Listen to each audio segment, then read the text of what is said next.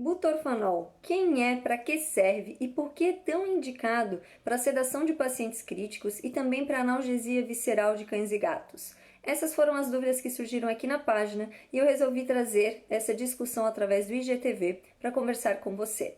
Primeiro ponto, devemos deixar claro que o butorfanol é da classe dos opioides, assim como a morfina, como a metadona e as fentanilas. A diferença é que este fármaco ele vai ser classificado como um agonista-antagonista, ou seja, ele é agonista de receptores kappa e antagonista de receptores Mi. Os receptores Mi são os receptores onde a maioria dos opioides que nós temos na rotina vão estar agindo. Então é o local de ação da morfina, da metadona, da fentanila, da meperidina, são onde esses fármacos vão estar agindo. E o receptor kappa vai ser o receptor onde o butorfanol vai estar agindo como agonista. Quando a gente faz a utilização do butorfanol, o receptor Mi fica completamente bloqueado, ele é antagonista desses receptores, tem uma alta afinidade, inclusive, para fazer esse bloqueio, para deixá-lo inativado. Então não adianta a gente fazer butorfanol em MPA, por exemplo, e em seguida instituir uma infusão analgésica, com algum opioide que seja agonista total Mi. Então não adianta fazer infusão de morfina, de fentanil, de nada disso, porque o receptor Mi vai estar bloqueado. Quais são os pontos clínicos que acabam sendo relacionados com esses receptores? Quando a gente tem um agonismo kappa e antagonismo Mi, a gente acaba tendo menor depressão respiratória, menores impactos hemodinâmicos, mas também acaba que nós temos uma analgesia mais leve e uma sedação mais leve também.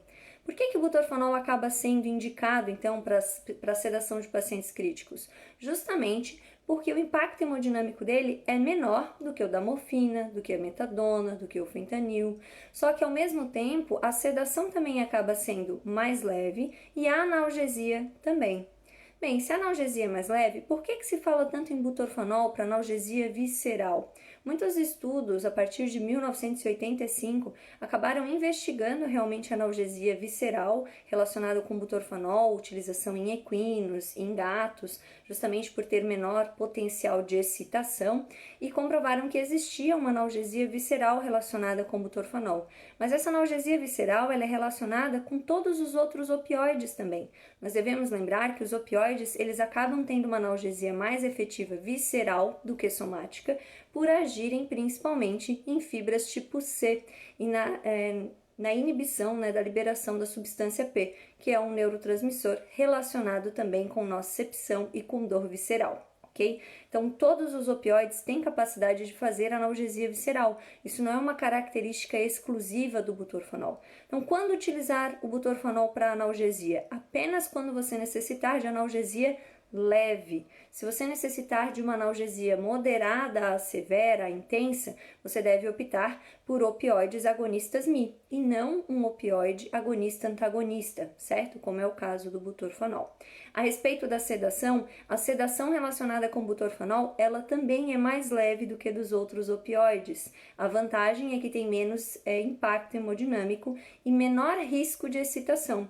No entanto, esse risco de excitação, de euforia, também existe, principalmente quando são pacientes que não têm dor prévia, ok? E em doses altas.